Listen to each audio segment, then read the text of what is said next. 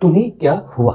ठीक है, ये जैसे अक्सर बॉयफ्रेंड गर्लफ्रेंड में क्या होता है कि बिना कोई बात के अचानक से रूठ जाते हैं एक दूसरे से। ठीक है, तो एक रूठता है तो एक मनाता है, एक रूठता है तो एक मनाता है। ठीक है, तो उसमें क्या होता है, वो अक्सर ये सेंटेंस काम आता है।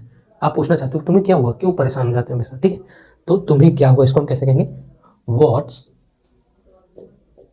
Wrong with you, what's wrong with you. ठीक, हेलो एवरीवन, तो आज हम सभी बात करेंगे कुछ ऐसे हिंदी सेंटेंसेस की इंग्लिश जिनको हम डेली प्रयोग करते हैं और उनको हम इंग्लिश में कैसे बोलेंगे। ठीक है, ये हमको जानना है। इन सेंटेंसेस को जान के भले ही आपका लेवल कितना भी बेसिक हो, आप इंग्लिश बोलने की स्टार्टिंग कर सकते हैं।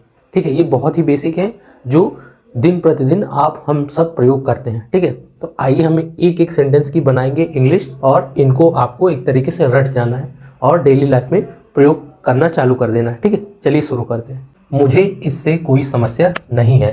ठीक है, तो इसको हम इंग्लिश में कैसे लिखेंगे, आई am okay with it।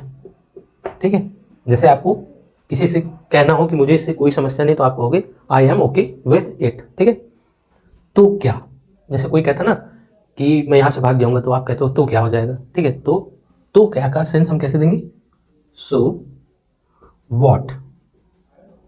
ठीक है, क्वेश्चन, कितनी छोटी सोच। ठीक है, जब हम ये कहते हैं कि कोई हमसे तुच्छ बात करता है तो हम कहते हैं ना कितनी छोटी सोच है। ठीक? या हम कहते हैं भद्दा। ठीक है, तो इसको हम इंग्लिश में कैसे कहेंगे, हाउ मीन। इसका एक और मतलब होता है कि कितना मतलबी हो। ठीक है, हाउ मीन यू आर, ऐसे हम कह सकते हैं। ठीक है, चलिए हम नेक्स्ट बात, कह नहीं सकते। जैसे कोई अटपटी सी सिचुएशन होती है, आपको एक डिसीजन देना हो, तो आप बोलते हो ना कि हम इसमें कुछ कह नहीं सकते, तो उसको हम इंग्लिश में कैसे कहेंगे, कांट से। ठीक है, कांट से का मतलब कह नहीं सकते। बुरा मत मानना। ठीक है, बुरा मत मानना, इसको हम इंग्लिश में कैसे कहेंगे, डोंट माइंड। ठीक, हॉल पूरी तरह से भरा है। जैसे आप मूवी वगैरह के लिए टिकट कटाने जाते हैं, टिकट काउंटर का आदमी कहता नहीं कि हॉल पूरी तरह से भरा है, तो इसको इंग्लिश में वो कैसे कह सकता है, the hall is packed to capacity. ठीक, मतलब उस हॉल में जितनी क्षमता है वो उतना भर चुका है। ठीक, इसे जल्द से जल्द करो। ठीक है, जब आप जल्दी में होते हो, आप किसी दूसरे व्यक्ति से कहते हो कि ये काम जल्द से जल्द करो। ठीक है, तो इसको इंग्लिश में कैसे कहेंगे, do it as soon as possible.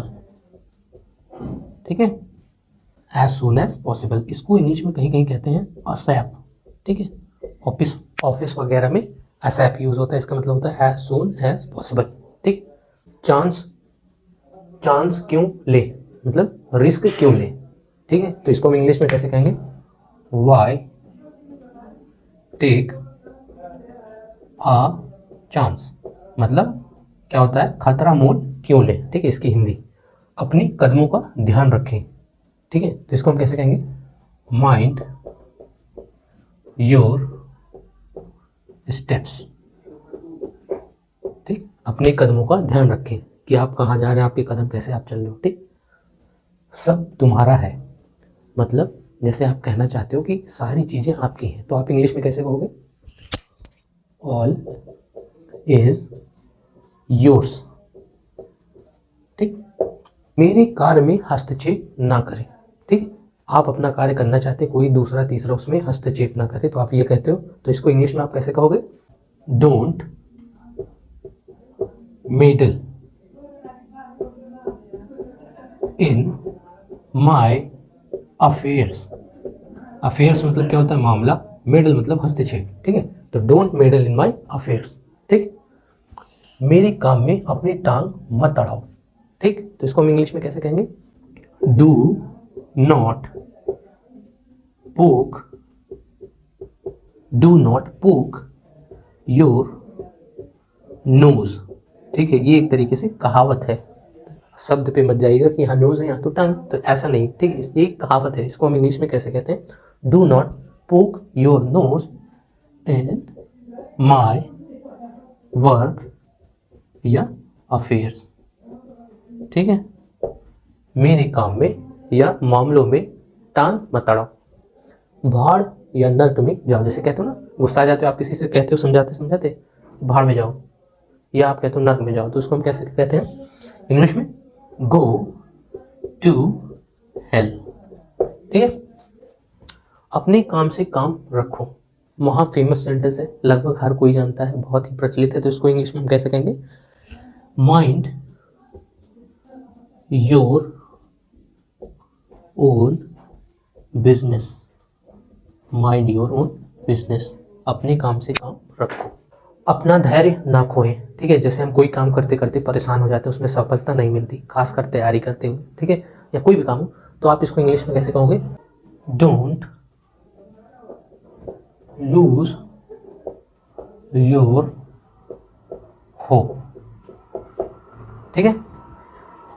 हो हल्ला मत मचाओ, इसका मतलब क्या हो, जैसे क्लास में बच्चे बैठे हैं, टीचर परेशान हो जाता है कि हो हल्ला मत करो, तो उसको वो कैसे कह सकता है, don't make hue and cry, हो हल्ला मत मचाओ, ठीक है।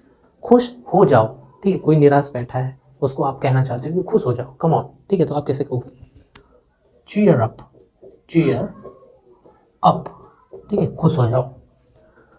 अपनी जुबान पर लगाम लगाओ, ठीक है। जैसे क्या होता है कि कोई छोटा आपसे ज़्यादा टिकट टिकट करता है, ठीक है, आपसे ज़्यादा ज्ञान देता है, तो आप कहते हो अपनी जुबान पर लगाम लगाओ, तो आप उसको इंग्लिश में कैसे डांट सकते हो या कह सकते हो, ब्राइडल